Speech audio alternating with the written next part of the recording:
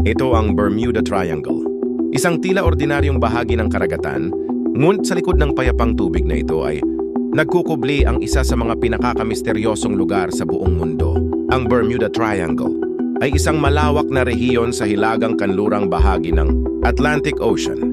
Binubuo ito ng isang imahinaryong tatsulok na nag-uugnay sa tatlong lokasyon: Miami, Florida sa Estados Unidos, Bermuda, isang isla sa hilaga, at San Juan, Puerto Rico sa silangan.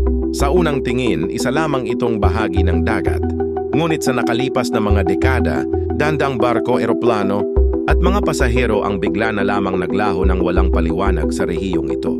Ang misteryo ng Bermuda Triangle ay unang nabigyang pansin noong kalagitnaan ng ika-20 siglo. Isa sa pinakatanyag na kaso ay ang Flight 19 noong December 5, 1945. Isang grupo ng 5 US Navy bombers ang lumipad mula sa Florida para sa isang training mission. Ngunit habang nasa himpapawid, nawalan sila ng komunikasyon at direksyon. Ang rescue plane na ipinadala upang hanapin sila, ngunit nawala rin. Wala ni isang bakas ang natagpuan. Walang debris, walang katawan, walang sagot.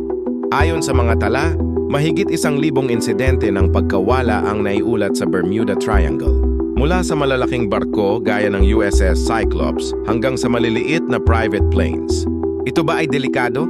Bago natin sagutin pa, like, share and follow muna ng ating Facebook page para laging updated sa mga bagong videos. Sa pagpapatuloy, para sa iba, ang Bermuda Triangle ay tila isang death trap kung saan ang mga batas ng siyensya ay tila nawawala. Ngunit para sa mga siyentipiko, may mga lohikal na paliwanag.